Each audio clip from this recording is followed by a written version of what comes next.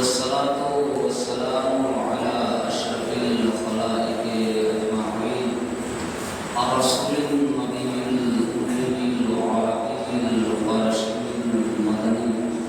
الطهي الطهامي السيد البديع السراج Almadani القوي al Durr السالم البطار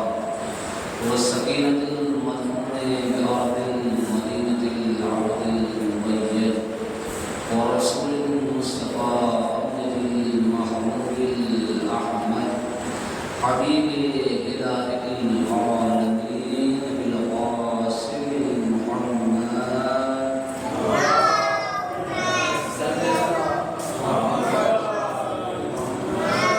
وعلى أهل بيته الطيبين الطاهرين المعصومين المنتخبين ولعنة الله على أعدائهم أجمعين. أما بعد فقد قال رسول الله صلى الله عليه وآله وسلم المؤمن للمؤمن كالبنيان يسد بعضها عن بعض. صلى الله عليه محمد وعلى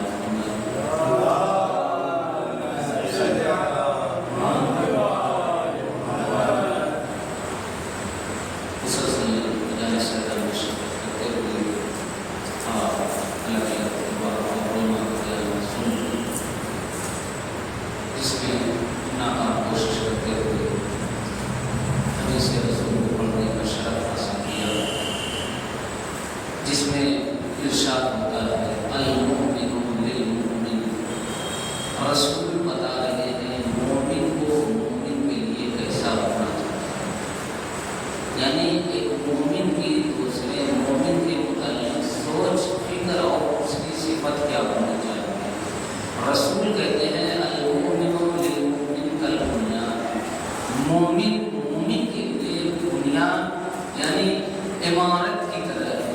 یسد بعضها عن بعض، یعنی جس طریقے سے ایک اینٹ دوسرے اینٹ کو مضبوطی دیتی ہے اور اس سے ایک مضبوط دیوار قائم ہوتی ہے، مومن کو مومن کے لیے ایسا ہی ہونا چاہیے کہ اگر ایک مومن اپنے اندر مضبوطی رکھتا ہے تو اسے چاہیے کہ سماج میں رہنے والے جو دوسرے مومن ہیں اس کو اس طریقے سے سہارا دے کہ وہ مومن بھی مضبوط ہو جائے، اور جب تمام مومنین میں ایک مضبوطی ہو جائے تو وہ اسلام کے لیے ایک مضبوط قلعہ بن جائے، اور اسلام کے دفاع میں وہ ایک دیوار اور قلعے کی طرح بن کر آ جائے کہ اس مومنوں کی طاقت کو دیکھ کر دشمن خوف کھائے. یہی وجہ تھی کہ قرآن میں اللہ نے کہا کہ محمد کی صفت کیا ہے؟ اشداء علی الکفار، کفار کے ساتھ یہ کیسے سخت ہے، رحماء بینہم، لیکن آپس میں یہ جو ہیں جو محمد ہیں سلمان ہیں یہ آپس میں بہت عجیب اور کریم ہیں. لہذا اپنے سماج اور منطقے میں ایک مومن کو دوسرے مومن کے لیے ایسا ہونا چاہیے کہ وہ اپنے اندر جن صلاحیتوں کا حامل ہے، جو فیسلٹی اس کے پاس ہے، جو صلاحیت اس کے پاس ہے، جو استطاعت و قدرت و منصب و عہدہ اس کے پاس ہے، وہ کوشش کرے کہ اسی قدرت اور عہدے کو ہم اپنے سماج کے جو چھوٹے طبقے کے مومنین ہیں ان تک ان چیزوں کو پہنچائے تاکہ وہ بھی سماج میں ہماری طرح بلند مقام پر فائز ہو. اور ہم ایسے مکتب اور ایسے درسگاہ سے تعلق رکھتے ہیں کہ جہاں پر ہمیں درس ہی یہ دیا جاتا ہے کہ زندگی صرف جینے کا نام انسانیت نہیں ہے، بلکہ زندگی اور انسانیت نام ہے اس کا کہ خود بھی جیو اور دوسروں کو بھی جینے دو. یعنی صرف اپنے لیے جینے کا نام زندگی نہیں ہے، بلکہ انسان کی زندگی اس وقت کامیاب ہوتی ہے جب وہ زندگی دوسروں کے لیے گزاری جاتی ہے، جب دوسروں کی خدمت میں گزاری جاتی ہے، جب دوسروں کو کسی مقام پر پہنچانے کے لیے گزاری جاتی ہے. اور یہ درسگاہ ایک ایسی عظیم درسگاہ ہے جو دنیا کی ایک ایسی عظیم درسگاہ ہے جس میں کسی بھی طریقے کا کوئی بھید بھاؤ نہیں ہے، جس میں کبھی چھوٹا بڑا نہیں دیکھا جاتا ہے، جس میں کبھی امیر و غریب نہیں دیکھا جاتا ہے، جس میں کبھی رنگ کے کے اعتبار سے فیصلہ نہیں کیا جاتا ہے، جس میں کبھی قبیلے کے اعتبار سے فیصلہ نہیں کیا جاتا ہے، اگر اس درسگاہ میں فیصلہ کیا جاتا ہے تو وہ صرف اور صرف تقوی الہی ہے، جو اللہ کا تقوی ہے، انسان کے متقی ہونے کے اعتبار سے اس درسگاہ میں مرتبہ ملتا ہے، اور اس درسگاہ میں ہر مذہب اور فرقے سے آنے والے کا استقبال کیا جاتا ہے، کیونکہ یہ درسگاہ حسین ہے، اور ایک ایسی درسگاہ ہے جب جہاں پر کوئی سائل بن کر آتا ہے تو وہ کبھی خالی ہاتھ نہیں لوٹتا ہے، چاہے وہ حسین کا ماننے والا ہو، چاہے حسین کا ماننے والا نہ ہو، چاہے انسانیت اور حسینیت سے اپنا رابطہ رکھنے والا ہو، چاہے پھر کسی بھی مذہب اور فرقے سے تعلق رکھنے والا ہو۔ یہی وجہ تھی جب رسول خدا صلی اللہ علیہ وآلہ وسلم کے پاس راغب آتا ہے، اور راغب آنے کے بعد رسول سے سوال کرتا ہے، یا رسول اللہ میرے حق میں دعا کیجئے، میرے لیے اولاد کا مطالبہ کیجئے، میں صاحب اولاد ہونا چاہتا ہوں۔ اب جیسے اس نے رسول سے درخواست کی اور التجا کی، رسول نے لوح تقدیر کا مطالعہ کیا، اور مطالعہ کرنے کے بعد کہا، اے راغب، اللہ نے تیری قسمت میں اولاد نہیں رکھی ہے، اللہ نے تیری قسمت میں فرزند نہیں رکھا ہے۔ اب راغب در رسول سے مایوس ہو کر نکل رہا ہے۔ حسین نے دیکھا، اے راغب کیا بات ہے، مایوس نظر آ رہے ہو، اداس نظر آ رہے ہو، پریشان لگ رہے ہو، مضطرب لگ رہے ہو، بے چین لگ رہے ہو، ان پریشانی، مضطرب اور غم و اندوہ کا عالم ہے، اس کا سبب کیا ہے؟ کہا، اے حسین میں آیا تھا آپ کے نانا کے پاس کہ اپنے لیے اولاد کی دعا کرواؤں، لیکن رسول نے لوح محفوظ کا مطالعہ کر کے بتایا کہ اے راغب، اللہ نے تیری قسمت میں اولاد نہیں رکھی ہے۔ حسین نے جیسے ہی یہ سنا کہا، اے راغب جا، میں نے تجھے ایک دیا۔ رسول نے سوال کیا، حسین یہ کیا کہہ رہے ہو؟ مولا کہتے ہیں، راغب میں نے تجھے دو دیا۔ پھر رسول نے کہا، راغب یہ حسین یہ کیا کہہ رہے ہو؟ مولا نے کہا، میں نے تجھے تین دیا۔ اسی طریقے سے 7 مرتبہ جب رسول نے سوال کیا تو امام حسین علیہ السلام نے کہا، میں نے تجھے 2 دیا، میں نے تجھے 3 دیا، اور آخر میں کہا، میں نے تجھے 7 دیا۔ اب رسول نے کہا، اے حسین اب بس کر دو، اور حسین سے رسول کہتے ہیں کہ اگر میں نہ روکتا تو حسین قیامت تک راغب کو اولاد دیتے جاتے، اور ایسا عالم آ جاتا کہ یہ ساری دنیا راغب کی اولاد ہوتی۔ یہ در حسین پر آنے والا راغب امت مسلمہ سے تعلق رکھنے والا نہیں ہے، حسین سے تعلق رکھنے والا نہیں ہے، ایک عقیدت کے ساتھ آیا تھا، ایک امید کے ساتھ آیا تھا، در حسین پر آ کر دیکھا کہ اہل بیت کا گھرانہ ایک ایسا گھرانہ ہے جو چاہے وہ عطا کر سکتا ہے، ان کی مرضی مرضی خدا بن جاتی ہے، ان کا غضب غضب خدا بن جاتا ہے۔ لہذا ایک ایسا مکتب ہے جہاں پر ہر فرقے سے تعلق رکھنے والے انسان آتے ہیں۔ آپ دیکھیے چھٹے امام جعفر صادق علیہ السلام ایک ایسی درسگاہ قائم کرتے ہیں جس میں تقریباً 4000 طالب علم ایک وقت میں علم کو حاصل کرتے ہیں۔ یہ درسگاہ اہل بیت ہے، اور ایسا نہیں ہے کہ اگر امام نے کھولا ہو درسگاہ کو تو وہاں پر صرف دینی تعلیمات کو لوگوں تک پہنچایا جا رہا ہے، نہیں، ایک ایسی درسگاہ امام نے کھولی جس میں دنیا کے ہر علم کو پہنچایا جا رہا ہے، جو جس علم کی صلاحیت رکھتا ہے امام اس کے پاس وہ علم پہنچاتے ہیں۔ لیکن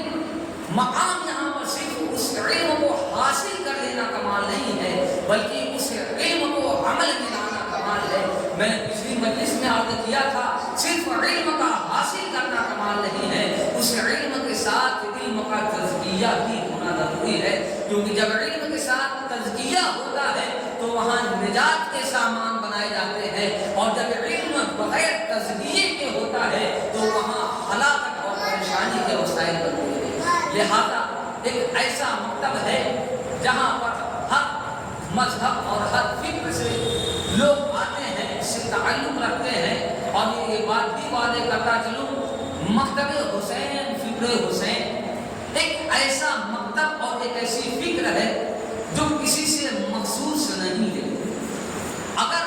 ہم حسین کی عطا میں مجلس عطا کو برپا کریں، اگر ہم حسین مجالس اور محافل کا انعقاد کرے تو ایسا نہیں ہے کہ حسین کا تعلق صرف ہم سے ہے، یہ ہماری تقسیم ہے، ہمارے سماج کی تقسیم ہے، ہمارے معاشرے کی تقسیم ہے، ورنہ حسین تو سب کے لیے ایک جیسا ہے۔ کسی شاعر نے بڑا خوب کہا تھا کہ ہر عبادت گاہ بند ہو جاتی ہے، اپنے وقت پر جاگتی رہتی ہے، لیکن کربلا سب کے لیے یہ کربلا ہے جہاں پر نہ دن کا کوئی احساس ہوتا ہے، نہ کوئی رات کا احساس ہوتا ہے، یہاں پر نہ کوئی اپنا ہوتا ہے نہ کوئی پرایا ہوتا ہے، بلکہ جو جس خلوص کے ساتھ آتا ہے حسین اس کو اسی انداز میں عطا کرتے ہیں۔ آنے والے کی نیت اور خلوص پر یہ ڈیپینڈ کرتا ہے کہ وہ کس مقصد اور نیت کے ساتھ آتا ہے۔ آنے والا گنہگار گھر کی شکل میں ہوتا ہے، جو اگر حسین کی طرف نہ آتا تو وہ آج دنیا میں لعنت اللہ کہا جاتا، لیکن ایک لمحے کے احساس اور فکر نے در حسین پر ندامت کے ساتھ حر کو پہنچایا، اور حر کا در حسین پر پہنچنا تھا کہ جو حر کل تک لعنت اللہ ہونے والا تھا اس کو حسین نے ایسا رضی اللہ بنایا کہ وہ قیامت تک کے لیے رضی اللہ بن گیا۔ لہذا یہ آنے والے پر جس فکر کے ساتھ آتا ہے، حسین شیعیت کا نام نہیں ہے، حسین سنی ہونے کا نام نہیں ہے، حسین دیوبندی ہونے کا نام نہیں ہے، حسین بریلوی ہونے کا نام نہیں ہے، حسین اہل حدیث ہونے کا نام نہیں ہے، حسین اصلاً کسی فرقے کا نام نہیں ہے۔ حسین نام ہے سیرت کا، حسین نام ہے کردار کا، حسین نام ہے اخلاق کا، حسین نام ہے کیریکٹر کا، حسین نام ہے افطار کا، حسین نام ہے عمل کا۔ لہذا جس دل میں حسین کی حسینیت کی دھڑکن موجود ہوگی وہ نہ تو شیعہ ہوگا، نہ سنی ہوگا، نہ دیوبندی ہوگا، نہ بریلوی ہوگا، بلکہ وہ صرف ایک لفظ میں سمو کر ایک حسینی بن کر دنیا پر غالب آ جائے گا، چاہے کسی بھی مقصد اور فکر سے تعلق رکھنے والا ہو۔ حسین کا مقصد کیا ہے، حسین کا ہدف کیا ہے؟ امام حسین علیہ السلام نے قربانی پیش کی۔ آپ نے کل تک مسائل کو بارہا سنا کہ کس طریقے سے امام حسین علیہ السلام نے 6 مہینے کے علی اصغر سے لے کر 18 سال کے قلیل جوان علی اکبر کو قربان کیا، اپنے 32 سالہ بھائی عباس کو قربان کیا، بچپن کے دوست حبیب ابن مدانی کو قربان کیا، اپنے مہمان حر کو قربان کیا۔ لیکن ان قربانیوں کا ہدف کیا ہے، ان قربانیوں کا مقصد کیا ہے؟ اگر دنیا اس پیغام کو سمجھ جائے کہ ان قربانیوں کا مقصد کیا ہے تو آج پھر دنیا میں کوئی اتفاق نہیں ہوگا، دنیا میں کوئی تفرقہ نہیں ہوگا، دنیا میں کوئی فرقہ پرستی نہیں ہوگی، بلکہ پوری دنیا سیرت حسین کو دیکھے اور سیرت حسین پر عمل کرے، مقصد حسینی کو اگر عمل میں لائے تو پھر دنیا میں کوئی فرقہ وجود میں نہیں رہے گا، اور پوری دنیا سمٹ کر حسین کے نام پر حسینیت کا ایک لشکر آمادہ ہو جائے گی، اور جب یہ لشکر آمادہ ہو جائے گا تو پھر دنیا میں نہ کہیں ظلم ہوگا، نہ کہیں فتنہ و فساد ہوگا۔ یہ دنیا میں ہونے والے ظلم اور فتنہ و فساد یہ ہماری ایجاد ہے، یہ ہمارے بانٹے گئے اب فرقے ہیں۔ لہذا ہمیں یہ کوشش کرنی چاہیے کہ ہم درسگاہ حسین سے ایسا درس لیں کہ دنیا ہمیں دیکھے اور حسین کے مقصد کو پہچانے۔ مقصد حسین کیا ہے؟ عزیزو، آپ نے مسلسل مسائل کو سنا، کوئی چاہنے والا موجود نہیں ہے۔ عباس مارے جا چکے ہیں، قاسم مارے جا چکے ہیں، اور محمد مارے جا چکے ہیں، جب کوئی سہارا کوئی آسرا نہیں بچا۔ ایک مرتبہ مولا حسین خیام حسینی میں آتے ہیں، کہتے ہیں مہن زینب خدا حافظ، کلثوم خدا حافظ، رقیہ خدا حافظ، مولا ایک ایک کو خدا حافظی کرتے ہیں۔ جیسے ہی مولا خیام حسینی سے باہر آنا چاہتے ہیں، بیویوں نے ایک ہجوم بنا لیا، اے آقا حسین صبح سے جو بھی میدان کربلا میں گیا ہے وہ واپس نہیں آیا ہے، کیا آپ بھی اس عالم غربت میں ہمیں تنہا چھوڑ دیں گے؟ جناب زینب کہتی ہیں، اے بھیا حسین، جب بابا علی ہمیں مدینے میں چھوڑ کر گئے تھے تو ہمیں یتیمی کا احساس نہیں ہوا تھا، جب ماں فاطمہ ہمیں چھوڑ کر گئی تھی تو ہمیں یتیمی کا احساس نہیں ہوا تھا، جب پاپا علی ہمیں کوفے میں چھوڑ کر گئے تھے تو یتیمی کا احساس نہیں ہوا تھا،